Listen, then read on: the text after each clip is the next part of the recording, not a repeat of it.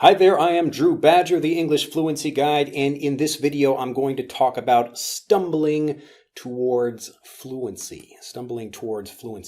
Now, this is an interesting idea, something that I think a lot of students need to hear about, and it's really important not only for fluency but also for everything else in life you'd like to do. So what do I mean by stumbling towards fluency? Well, first of all, to stumble means you're kind of tripping a little bit. So if you're walking and there's a rock or something on the ground and you walk and you trip over that thing, but you don't fall down, you just you stumble forward a little bit and then you're kind of safe. Now, the reason this is such an important idea, especially for fluency, is because most people want to be safe. They're looking for safety. Write this in big red letters. So they're learning a language and they want to be safe. They want to be certain they're not making mistakes. They want to be safe in the conversation. They don't want to be embarrassed. They don't want to make mistakes in front of other people. They're looking for safety.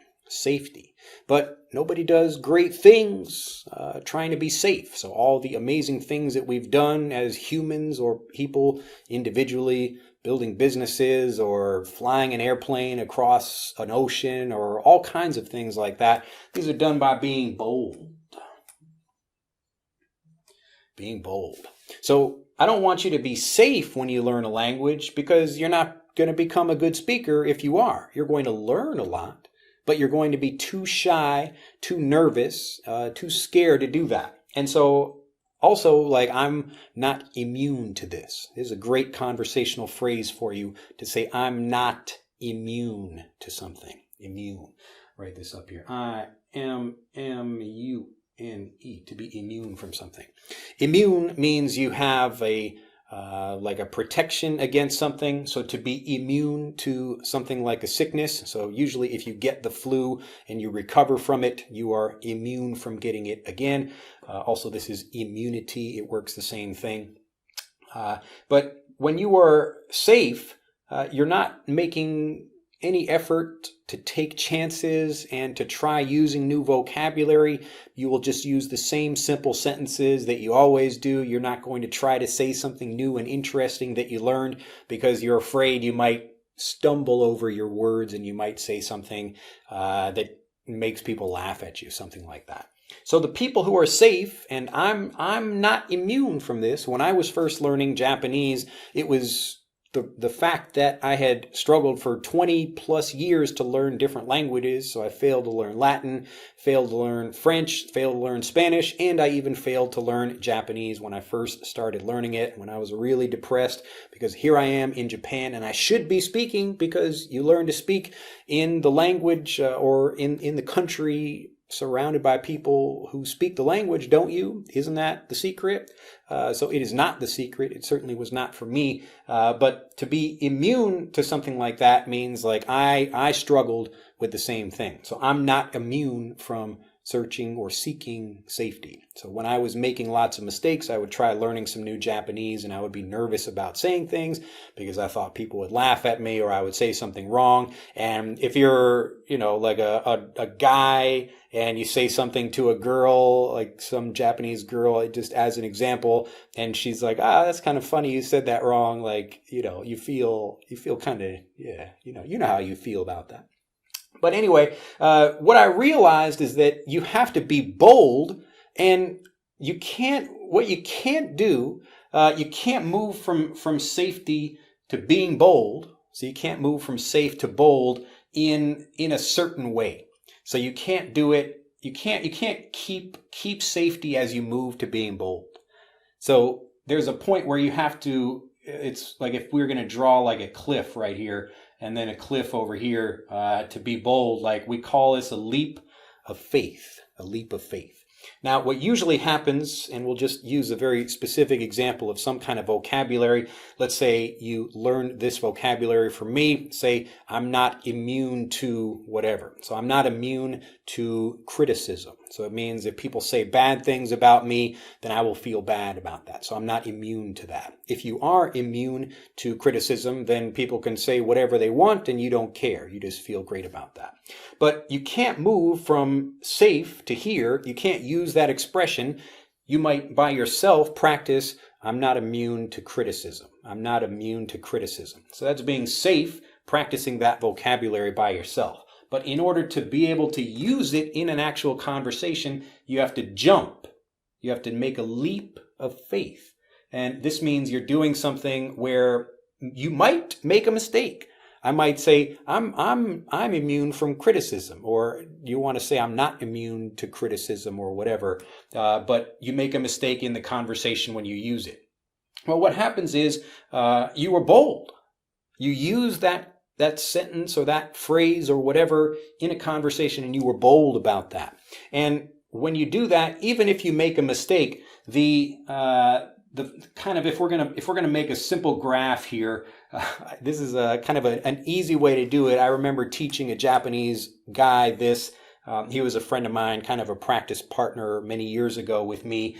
But I explained to him that when your confidence is higher than how you feel about making a mistake, then you are more motivated to improve. So at some point you might feel, if we want to give this a number, like you feel 5, you feel have like a negative feeling of 5 from making a mistake and people laughing at you. But because you said something, you have a confidence boost of 10. And so should you be bold in this case? Absolutely. So it's maybe you lose a little bit, but you gain a lot more.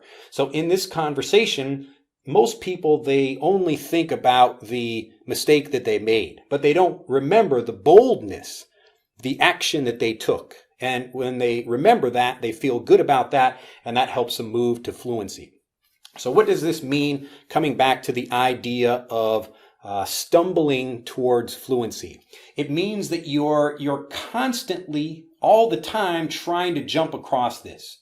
And after a while, you're learning a new phrase and you use it. You learn another new phrase and you use it. You're trying something new and you're going to make mistakes, part of this. But if you remember, hey, I was bold. I tried using that phrase even though I knew it might not be perfect for me. And because you did that, you feel a lot more confident. And the next time you use it, now you're going to feel really strong about using that thing, and you're going to have most of the problems that people get in conversations is because they're worried too much, and the worry affects how they speak. But if you're bold, if you're moving forward with kind of stumbling forward, so you're not doing it perfectly, but you're making progress, and that's the key. So if you're perfect, you stop here. You make no progress. But if you stumble, you're like, I didn't quite do that perfectly, but look, I made it over here. So it's not perfect, but this is how you make progress. So the only way to do that is to be bold. So be bold when you speak. When you try something, force yourself to make some phrase or say something, even if you're going to say it badly. You could even try to intentionally say something badly, just to see how it is. It's like if you're a guy at a bar and you're nervous about asking a woman out, just walk up to some random woman and say, would you like to go out with me? And even if you expect her to say no and she says no, you're fine about that. Like, oh, that wasn't so bad.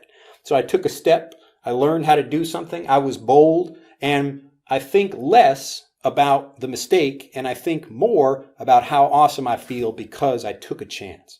And that's how you develop the ability to take risks and to be bold and to become fluent. You got it? Does that make sense? All right.